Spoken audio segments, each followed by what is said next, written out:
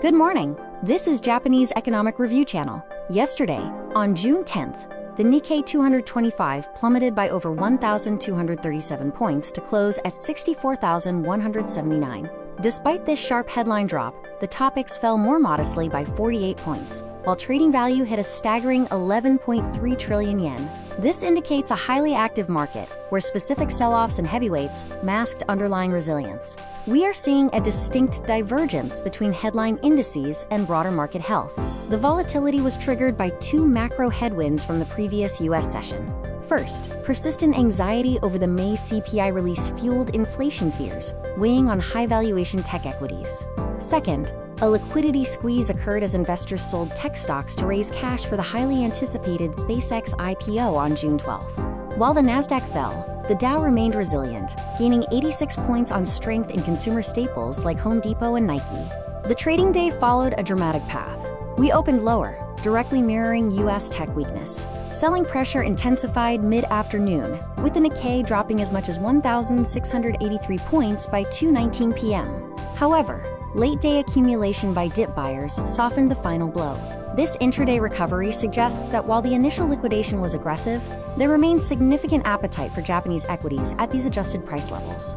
Here is the most striking insight. Despite a nearly 2% collapse in the Nikkei 225, advancing stocks actually outnumbered declining stocks, 835 to 694. This breadth anomaly proves the sell-off was isolated to specific mega-cap tech and semiconductor names pulling down the price-weighted index. It was not a systemic market-wide panic, but rather a surgical exit from overweighted tech sectors, while the broader market held firm. Capital rotation heavily favored domestic, consumer-facing sectors.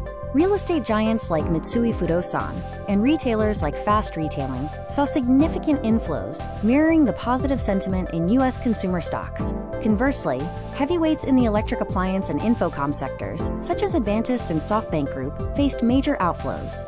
This shift underscores a tactical pivot away from global growth sensitivity towards stable, domestic value. The TSE Growth Market 250 Index faced its third consecutive day of decline.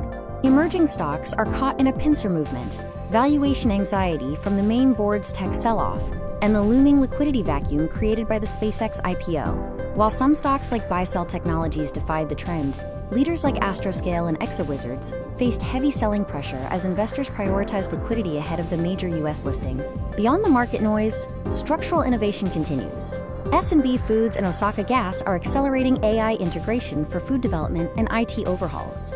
In sustainability, Mazda is testing vehicle-based CO2 capture, while Tokyo Gas expands LNG infrastructure in Malaysia. Additionally, DEC Cereals is pushing R&D in the photonics sector. These developments highlight a robust long-term focus on technology and ESG, regardless of short-term price fluctuations. Thank you for watching the Japanese Economic Review. We look forward to having you with us again.